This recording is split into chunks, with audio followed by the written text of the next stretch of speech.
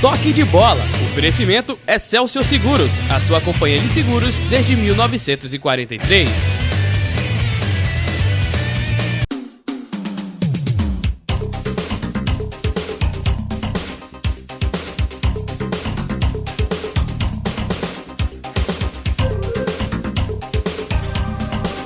Olá, amigos da Nova Nordeste, um grande abraço, muito boa noite. É com muito prazer que a gente está outra vez visitando você na sua residência, você nos bares da capital pernambucana, nos restaurantes, para levar até você sempre um programa que se considera um programa inteligente. É melhor do que a novela mexicana, isso aí eu garanto.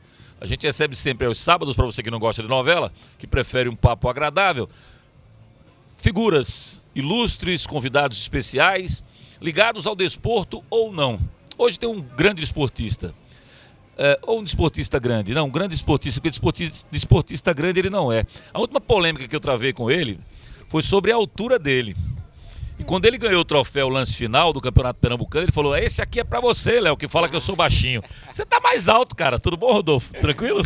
Prazer recebê-lo, cara. Tudo bom, Léo, tudo bom. Prazer é meu. A gente nunca travou batalha nenhuma, não. Era uma opinião sua e dentro de campo a gente começou a, de repente, mudar um pouco aquele teu pensamento. É verdade, mudou muito, na verdade. É porque eu falo que o Rodolfo é pequenininho, porque eu vi o Rodolfo pequenininho. Né? A gente visitou a granja do pai dele, Zé Maria, que o Júnior, na verdade, meu irmão, é quem frequentava a pelada por lá. E uma vez me convidou para jogar. E é uma granja agradabilíssima. O pai dele é uma figura sensacional. Brasileiro até pelo menos o 7-1 da Alemanha, você vai contar essa história, né? E que a gente então, aí eu posso dizer que vi o Rodolfo pequenininho, mas o Rodolfo cresceu hoje, é um goleiraço, né? Com uma carreira que se desenvolveu, Fortaleza, Natal, Santa Catarina, está de volta ao Náutico e foi protagonista de vários episódios sensacionais. Mas me fala um pouco dessa história, daquela época das peladas lá de aldeia. Quando foi que você efetivamente achou que tinha condição de ser jogador de futebol, Rodolfo? Quando foi que você falou, cara, a minha praia é essa aqui? Eu ali em casa, né, eu já batia pelada com as pessoas mais velhas, né, e ali... Não muito mais velhas no meu caso. Não, você tá falando pessoas de 16, 17, 18 anos, eu com 8 anos de idade. E eu sempre queria, assim, nos intervalos dos jogos, eu queria ir para o gol. Aquela parte que o pessoal para tomar água, eu ia ficar no gol, o pessoal ficar chutando, né? A molecada entra em campo e aquilo ali foi começando a me despertar. Por quê? Porque eu vi o goleiro com material diferente, vi a luva, né? Vi uma posição diferente. Então, assim, aquilo me chamou muito a atenção. E a partir daquele momento, no colégio, eu comecei a jogar no futsal, né? E aí eu fui estudar pouco tempo depois no Salesiano e ali eu estudei, fiquei 2, 3 anos no futsal e aí parti para o campo. E aquilo ali, aos poucos, eu fui indo. E aí foi quando eu entrei no Infantil do Esporte, em 95 e 96, Infantil Juvenil, ali naquela meada de 95, 96, 97. E aí eu vi que realmente eu poderia seguir a carreira. Na época, o treinador do goleiro era o Finado Batista, que faleceu há pouco tempo. E ali ele acreditou no meu potencial, e ali ele começou a buscar informações, o que é que eu desejava, se realmente eu queria almejar ser goleiro, porque era uma profissão muito difícil, tinha que, né, se doar bastante, e naquela oportunidade eu vi que realmente eu poderia ter um grande futuro. E aí, depois do esporte ali, a gente teve uma oportunidade de ir para o Rio de Janeiro, passei 3 a 4 meses no Vasco da Gama, onde eu não... Como é que foi isso? Quem foi que te levou para o Rio? Você está no esporte, jogando no infantil, de repente você vai bater no Rio, no Vasco da Gama. Eu fui passar umas férias, né, em dezembro de 97, e numa pelada com o meu tio que jogava na Varig, numa pelada lá dia de sábado à tarde, acabei fechando o gol nessa tarde. E tinha um cara que jogava com ele, que era amigo de um treinador do goleiro do profissional do Vasco, que é o Jair Bragança. E naquela oportunidade ele disse, eu posso levar teu sobrinho, que eu estava na casa do meu tio, para conhecer o Jair, para ter uma conversa, para ver se de repente ele pode ir lá para o Vasco. Ele disse, pode. Aí foi nessa oportunidade que eu acabei indo conhecer o Jair Bragança, e ele perguntou se eu queria fazer um teste. E eu falei que tinha um vínculo com o esporte, naquela época era preso ao esporte e tal. E eu percebi que de repente eu não ia ter muitas chances, como você mesmo citou no começo, na questão da altura. Eu percebia que já estava um zum, Rodolfo é isso, mas ele não tem altura o suficiente. E aí falaram que passou... Não teve nada a ver com isso. Não teve nada a ver. Eu nem tinha força para minha voz chegar lá no Rio, só para você saber. Não teve nada a ver, mas aí eu comecei a ver um zum, e aí falaram que até o Bosco não tem uma estatura até o próprio Gilberto, mas foram goleiros do passado, que hoje o pensamento era diferente naquela época já. Quando você tá no infantil, o Bosco... Era juvenil, o Bosco era o titular. Do juvenil. Eu era juvenil e o Bosco era o titular do esporte na época. Titular do profissional. Profissional. Tá. É. E Gilberto... Aí, e Gilberto já tinha passado anos antes, 91, 92, que ele tinha sido o melhor goleiro do Brasil naquela época. E aí tentaram, né, até o próprio Batista falou que o Sport teve grande goleiro, não era tanto, uma estatura tão alta. Mas aí eu percebi com isso aí que essa possibilidade poderia lá na frente eu ser barrado. E aí quando surgiu essa possibilidade de ir no Vasco fazer um teste, aí eu aceitei.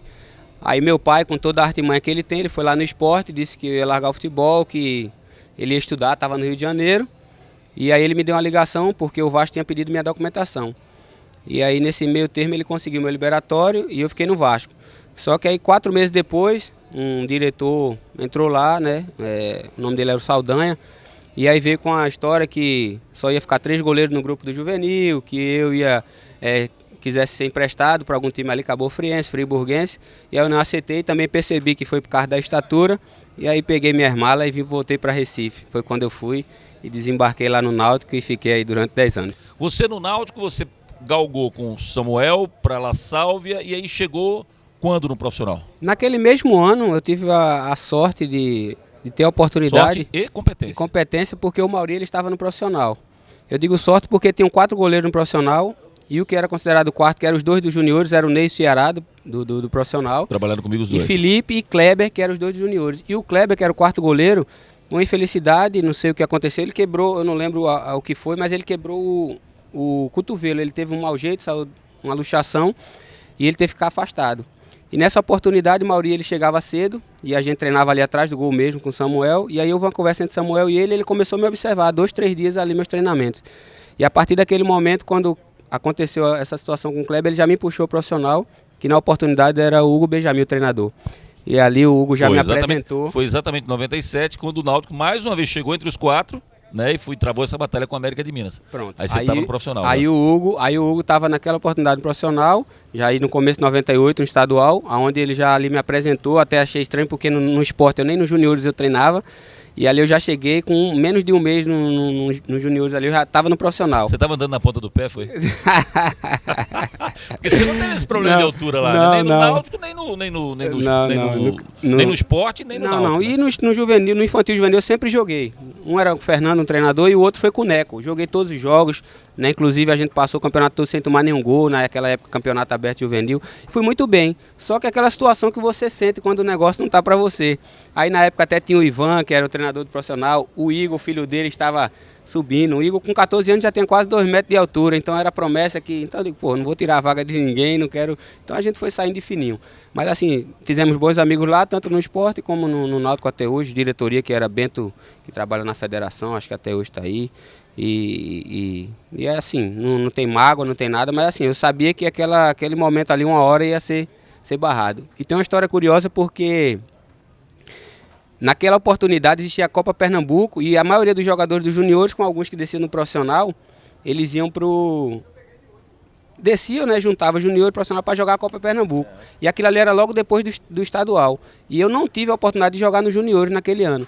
Mas quando houve um jogo Sport e Santa Cruz, Sport e Náutico lá nos Aflitos, a gente foi para o aquecimento. Só que na pré-eleção dentro do vestiário botaram a escalação do Náutico. E eu estava titular. Aí Gilberto Matuto jogou comigo. E o Gilberto Matuto disse que na hora que olhou a relação, aí Nereu Pinheiro olhou pro quadro e disse Rodolfo. Mas esse não é aquele Rodolfo não, né? Aí o cara, não, acho que é outro Rodolfo aí.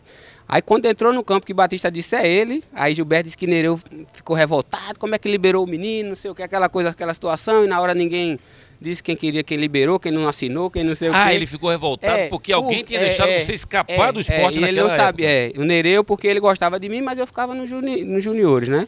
E aí, no juvenil. E aí nos juniores eu não ia ser aproveitado, até porque eu tinha 16 anos ainda. Eu tinha outro ano de juvenil. Só que quando ele viu aquela situação, ele não tinha se atenado, né, com aquela situação. E aí quando ele viu isso, Gilberto Matuto falou que ele deu aquele esporro lá, xingou, tal, isso aí depois do jogo. Na hora do jogo ele se espantou. Depois do jogo que ele viu e que eu fechei, foi 0-0 o jogo, aí ele ficou revoltado. Aí ele ficou, quem liberou, quem não sei o quê, aí ficou aquela situação. Mas foi um lance inusitado assim que o Gilberto me contou e que também eu me senti valorizado, até porque foi o quê? Saiu de lá e tipo ficaram chateados por isso, né? Mas ô Nereu, por que você não deu piti antes, cara? Tinha que ter dado piti quando você estava lá no esporte. É verdade. Você talvez não tivesse saído. É verdade. Mas você traçou uma linda carreira no Náutico, né, cara? Uma carreira de quem pegou idade ainda para juvenil, pulou, foi pro júnior e passou 10 anos direto no Náutico, 10 anos. Então, assim, como aquele primeiro ano eu já cheguei no profissional, amadureci muito cedo. Né? Encontrei grandes profissionais, como hoje tem alguns treinadores, como o Sérgio Soares, que a gente sempre buscava ficar perto dessas pessoas. Né? O próprio... Não no Náutico, Sérgio Sérgio Soares no Náutico, joguei com ele no Náutico. Né? Joguei com ele... Sérgio foi em 2003. Mas o Vinícius Eutrópico, trabalhei com ele em 99. Né? Hoje é treinador, foi da Chapecoense, saiu agora, mas um cara que muito conceituado, foi auxiliar do Parreira. Então são pessoas, Rodrigo Caetano, que hoje é gerente de futebol, Vasco, que a gente mantém contato o tempo todo, assim.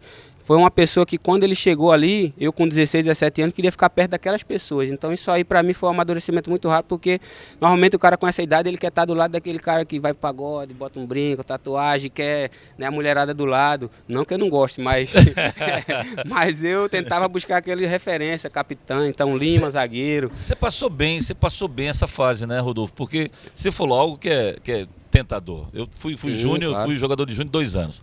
Mas a renúncia que você tem que dar é muito grande, cara. Muito. Esquece chopinho, esquece amigos de noite, né?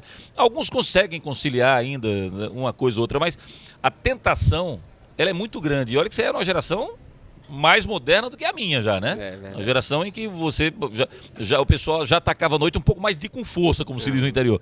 E você conseguiu driblar bem isso aí, né, cara? Consegui. Como assim? Discernindo as boas companhias das más companhias? É uma coisa que eu falo sempre. Quando a gente tem uma família, né, assim, que dá o suporte, né? Há uma conversação do pai, da mãe. Meus pais, eles se separaram quando eu tinha 13 anos. Foi bem no início da minha, vamos dizer assim, no início do futebol. Mas aí eu acho que também faz parte do meu amadurecimento, porque eu era de uma família que tinha eu e mais 2 irmãs, e como meu pai separou, eu fiquei como homem da casa. Então ali também houve esse amadurecimento, mas ele sempre foi um cara que conversou sempre comigo, passou sempre as coisas boas da vida, mostrou o lado ruim também para que eu não experimentasse. Ele se separou da tua mãe, mas não se separou de você. Não, é verdade. E ali ele... Todo fim de semana estava com ele, além do dia a dia que a gente se encontrava para almoçar. Então isso aí foi muito importante, além do suporte também da minha mãe, né, no qual sempre a gente estava conversando do dia a dia, dos preconceitos, até do próprio futebol, que antes de eu começar eu já sabia que existia isso. Já sabia que também não ia crescer muito. Né? Eu lembro que até o pessoal no esporte perguntou qual a altura do seu pai, qual a altura da sua mãe na época. Então tudo isso aí a gente sabia, mas era uma coisa que a gente tinha que superar como vários outros superaram. Como é que você superou mais na impulsão? Houve treinamento específico para que você pudesse... Posso falar a tua altura? Pode.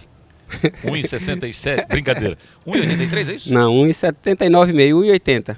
Ele agora assume. 1,80, sempre assumi. Não, a sempre briga assumi, da 1,80. Sempre assumi, 1,80. A briga da gente foi você dizer que tinha 1,83, acho que no lance final. Quem disse 1,83 não foi eu. falei assim, por quê? Seu cabelo cresceu? 1,83 é Bosco. Não, 1,80 eu acho que você está confundindo. 1,83 é Bosco? É 1,83. Tafarel 1,82.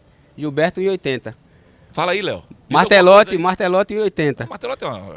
Campeão, melhor goleiro de 93. É verdade. Campeão 90 com o Santa Cruz. 93. 93 naquela final histórica com o Santa Cruz. Nem fala. Você estava nela? Tava acompanhando, tava assistindo. Tava assistindo só, né? Era só torcedor na época. Tava assistindo. Pois é, o Martelotti foi campeão naquele jogo sensacional do Santa com o Náutico. Mas enfim, quer dizer que esses caras têm 82. Todos esses aí tem. Agora, eu acho que a chuteira dele é um pouco mais alta. Eu acho que trava mais. Acho que é aquele topete do Tafarel que hoje ele tava ferrado, né? Não, hoje careca ele não ia. Ele não jogava em canto nenhum. Mas a gente vai falar um pouco sobre essa coisa do dize-me com quem andas que te direi quem és, né? Quem você achava que poderia te tirar do bom caminho e de quem você fugiu naquela oportunidade. Antes, deixa eu lembrar uma mensagem importante da Companhia Excelsior de Seguros, porque é a única empresa de abrangência nacional com forte atuação regional. Ela foi fundada em 43 e aí foi transferida em 96 aqui para o Recife, sendo a única seguradora com matriz ativa em todo o norte e nordeste do Brasil. Entre os produtos oferecidos pela Excelsior estão o seguro garantia, o seguro aeronáutico, o habitacional, o residencial, o empresarial, responsabilidade civil, equipamentos móveis e estacionários, riscos diversos, vida em grupo e acidentes pessoais em grupo. Nos planos estão a manutenção do alto índice de crescimento, com foco prioritário de expansão das operações das regiões sul e sudeste do Brasil. Depois da mensagem do Beto Lago, a mensagem do governo do estado de Pernambuco, eu vou ter uma pergunta especial para fazer para o Rodolfo. Roda aí. Atenção, agora quem pilota uma cinquentinha tem que ter habilitação e estar equipado com os mesmos itens de segurança das motos maiores. Além disso, toda cinquentinha adquirida a partir de agosto desse ano só pode rodar emplacada. Para as demais, é exigida a apresentação da nota fiscal de compra.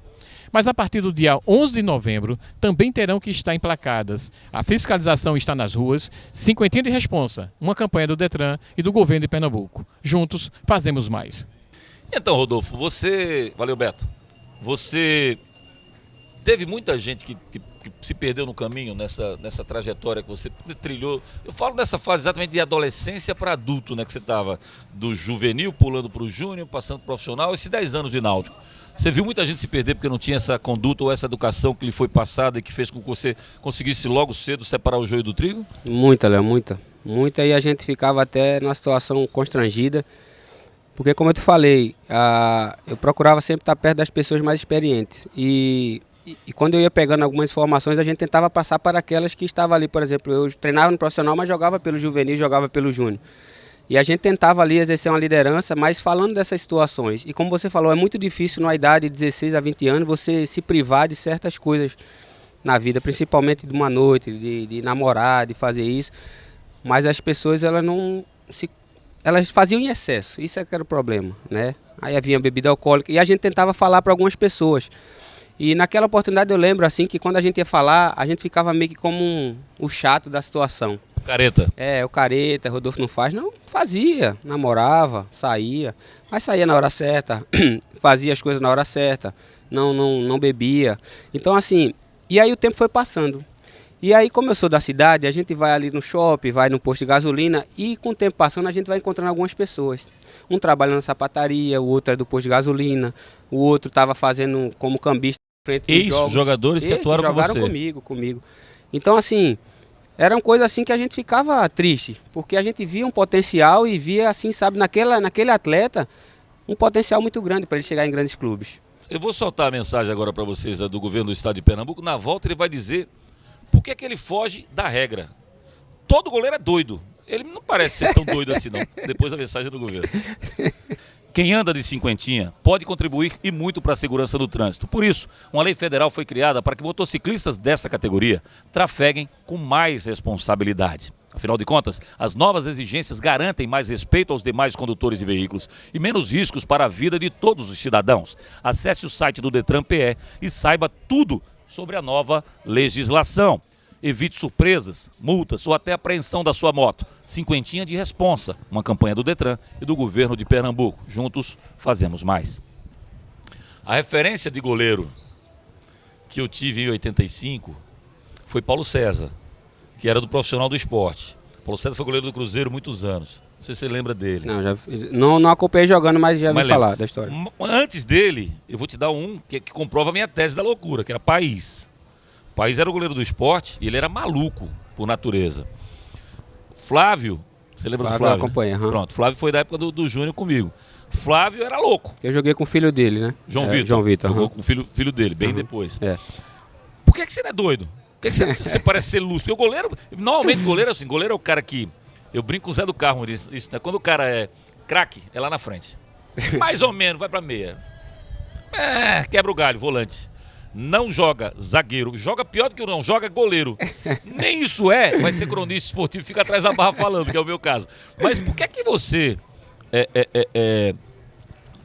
mostra essa lucidez para fazer um treinamento, Rodolfo, que é uma loucura? Treinamento de goleiro é nada de louco, porque você sai se jogando o tempo inteiro. Eu ficava vendo os treinamentos, quando terminava eu saía extenuado dos treinos de juniores e olhava assim e falava, eu sou feliz. Quando eu vi o Flávio se jogando lá no chão, se esborrachando lá, o Gilberto, que era juvenil também. Você tá dizendo, é loucura, então eu sou louco também. Para fazer aquilo ali tem que ser louco, mas assim, como eu te falei... Louco feliz. É um louco feliz. Cara, o prazer que eu tenho, eu tive várias cirurgias, assim... No ano passado ainda eu pensei em parar de jogar porque eu fiz ligamento cruzado do joelho esquerdo aqui no Náutico. Fiz um ligamento cruzado na Chapecoense em 2012. Depois eu fiz cartilagem, menisco e aí vinham as dores. Mas aí eu me recuperei. O ano passado, na época da Copa, eu fui fazer um exame com o Dr. Kleber Maciel aqui, indicação do Francisco Couto. Hoje ele até... Com quem? Kleber Maciel. Uma figura Kleber maravilhosa. Kleber Maciel é casado com a prima das mais queridas, a Bárbara, que também é médica. O Kleber é uma figura maravilhosa. E eu brinco hoje dizendo o seguinte, a gente rala 28 anos para conseguir falar no microfone, né? Para dar uma entrevista, para aparecer. Ele tem voz de locutor, né, Léo? Agora é voz de locutor e ele fala em todas as emissoras. Eu falo em um, outro, ele fala em todas. Então ele virou mais famoso que todo mundo. O grande Kleber, um grande Não, abraço. mas eu sou grato, Kleber. Sou grato a ele porque eu tive uma conversa séria com ele quando eu cheguei no consultório, que ele me examinou da primeira vez. Eu acho que não é nada grave. Mas aí quando ele saiu o exame, eu estava com o tendão quase total rompido do ombro. E naquela porta do ombro direito. Nada mais incômodo para um goleiro. É, né? aí eu lembrei da história de Bosco, quando aquela situação. Só que aí eu conversei com ele, eu digo, então parei minha carreira, né? E aí naquela oportunidade ele disse, Rodolfo, parou não. São 6 meses, eu vou confessar que são 6 meses. Eu digo, mas eu já passei por tanta situação, agora eu já vou fazer 34. E ele falou assim, você já me fez muita raiva. E eu tenho certeza que você ainda vai fazer. Você vai voltar para o Náutico, vai tratar lá, vai fazer tudo isso. E tudo que ele falou aconteceu. Mas ele ainda falou assim, mas se de repente o Náutico não abrir as portas para você, que eu acho muito difícil, a gente vai encaixar você em algum lugar. Esse algum lugar seria o esporte, claro. E ele aí falou isso e eu sou grato até hoje por isso, porque aquelas palavras ali me fortaleceu muito. Fiz a cirurgia, né, um mês depois comecei a fisioterapia, liguei pro pessoal do Náutico, falei com o presidente, né, o Glauber, falei com o Dr. Múcio, que é o chefe médico, os fisioterapeutas, o Dado na época. E aí as pessoas me acolheram, né, até pelo passado que eu tive, então assim, aquilo ali foi importantíssimo. E com o passar do tempo a gente foi treinando. E aí caiu no meu caminho o Lisca. O Lisca com toda aquela coisa toda dele, ele falou com a direção ainda ficou demorando, ele foi na televisão e abriu a boca e disse, eu quero ele é meu goleiro, ele está aqui, eu quero agora e pronto, e surgiu aquela possibilidade e fiz o contrato. Tá vendo que nem todo mundo é de todo mal? Tá vendo que existe sempre alguma coisa que pode ser ressaltada de algum profissional? Então, sou grato, sou Olha, grato. O Lisca, sou grato. apesar de tudo que ele fez, sou grato. foi quem deu força pro Rodolfo chegar onde chegou. Inevitável a gente tocar nesse assunto. Daqui a pouco, o Rodolfo fala sobre a Batalha dos Aflitos.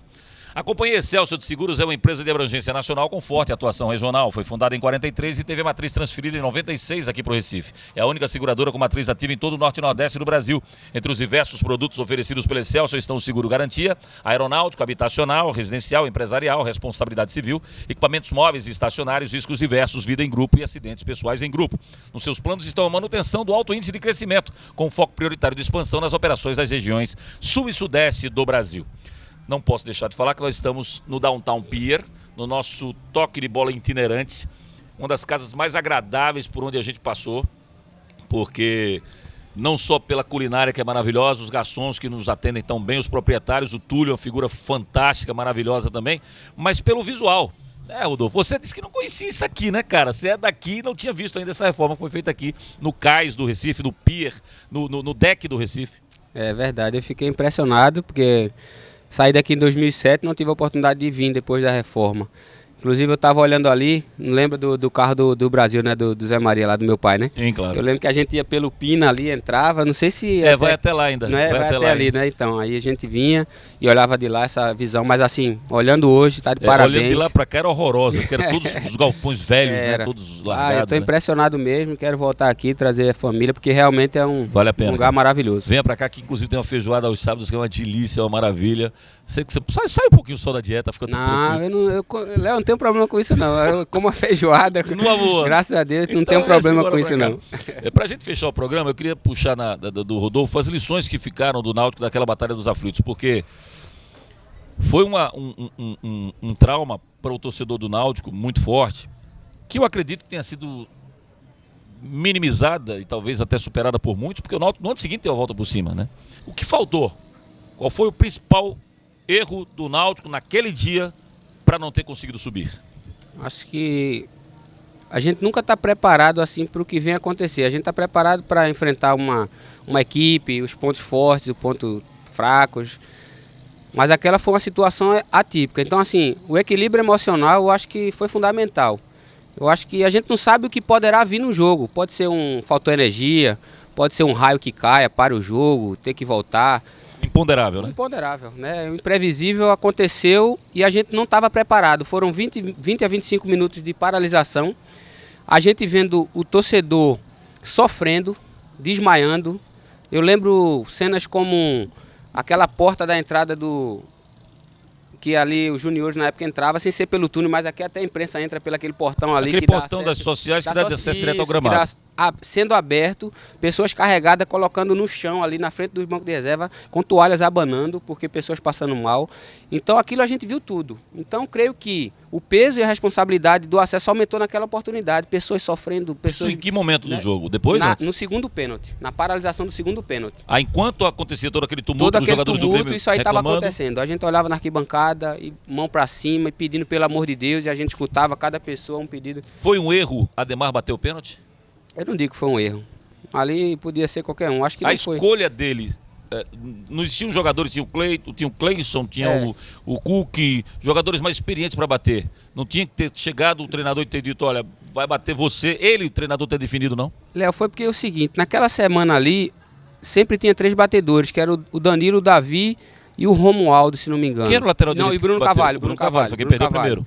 E o Romualdo também batia, que naquela oportunidade estava no banco, que o Paulo Matos tinha assumido a titularidade e o Romualdo estava no banco. Mas era um cara experiente, Ponte Preta, Guarani, e ele batia muito bem, estava no banco. Só que o Ademar, de Enxerido, naquela semana, foi bater. Léo, ele bateu de 5 a 10 pênaltis, mas todos convertidos e de uma forma brilhante. Mas não tinha ninguém na arquibancada, né? Exatamente.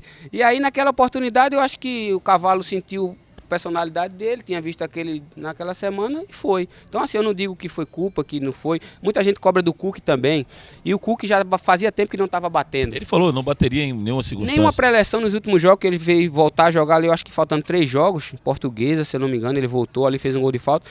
Ele nem relacionado para bater era, por quê? Porque ele já tinha desistido. Então assim, vai que Cook bate aquele pênalti e perde.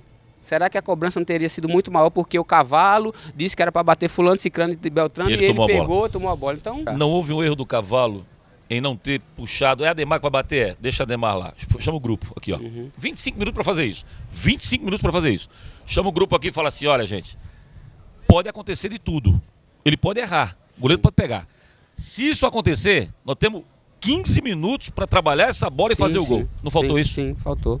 Com certeza. É o que eu te falei. É algo que imprevisível que acontece, que de repente a cabeça fica, sabe, fora do corpo ali, não sei. Aquela situação ali foi incrível. E eu lembro que a gente conversou lá atrás, Batata, quem vai bater? A gente comentando, tava eu, ele e o Tuca. Não, tal, é esse, é fulano. Não, ninguém sabe. Aí veio a notícia que era o Romualdo, depois vai, é o Ademar. Inclusive eu falei para ele, Batata, eu me comprometo, cara, eu vou lá e vai bater esse pênalti. Eu falei. Você bateria? Falei pra ele. Até porque nos juniores eu batia. Teve uma época que era o treinador Lourival, eu era o capitão e os caras estavam perdendo o pênalti. Fui treinar e ele gostou e ele disse, não, vai bater. Fiz alguns gols, perdi um, depois que eu perdi, até o Salomão chegou pra mim uma vez lá.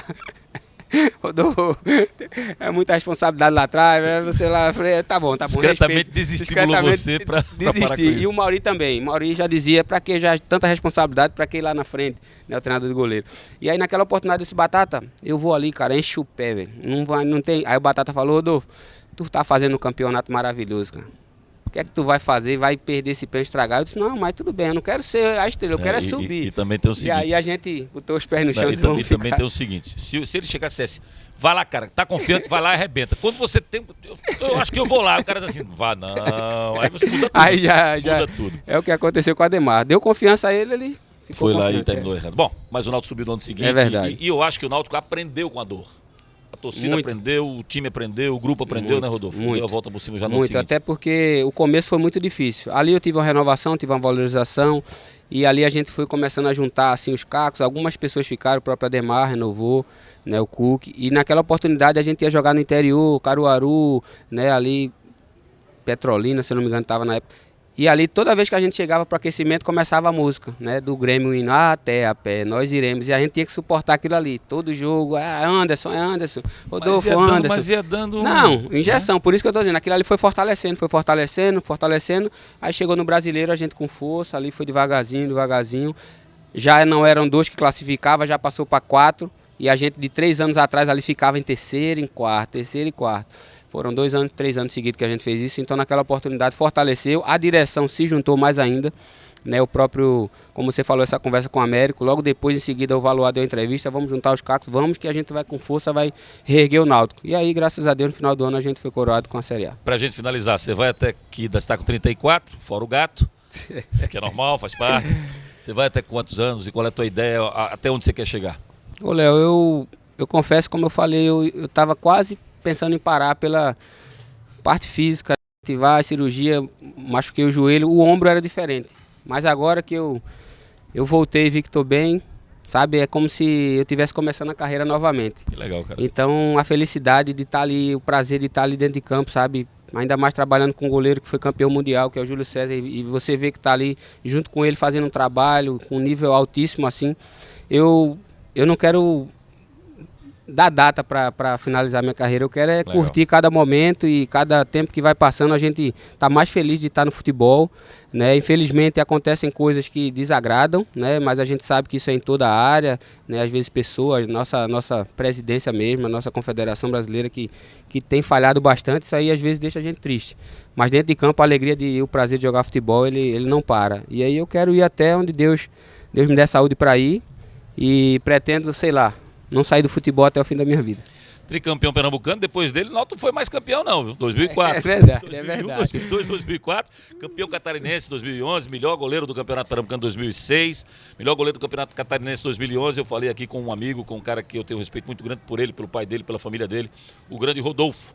Grande mesmo, eu comecei o programa brincando, mas grande na essência e grande na altura também, porque depois que ele falou que o Tafarel tem 1,82 m, eu mudei um pouco os meus conceitos. Cara, grande abraço, boa sorte. Obrigado, viu, Léo? E você, o Júlio César já vai voltar lá pro Corinthians, vai ver como vai seguir a vida dele, que você continue no Náutico aí, que você tenha um prosseguimento muito legal na tua carreira. Parabéns, eu agradeço a todos, a minha família, principalmente, assim, a Deus. E como eu falei, o prazer, quando a gente faz a coisa com prazer, cara, não tem preço. Pois é, não tem exatamente por isso que esse pessoal da edição do programa, a gente terminou gravando 45 minutos, vai ter o maior prazer em transformar a entrevista em 30 minutos. Então, boa sorte para você, seu Leonardo, seu Pedro Maranhão, para que a gente possa fazer uma grande edição e mostrar um grande programa, como espero que tenhamos mostrado para você nesse Toque de Bola desse sábado. Um grande abraço a todos, um abraço mais uma vez aos amigos do Daltown Pier. O Toque de Bola volta no próximo sábado às 7 da noite. Amanhã, 9 da noite, não perca, imperdível. Tá na rede, tudo sobre o futebol brasileiro, futebol pernambucano, no futebol brasileiro. Nesse final de semana, você vê no Tá na Rede ao vivo aqui na Nova Nordeste. Amanhã às 9, a gente se encontra, a gente se vê. Tchau, bom domingo.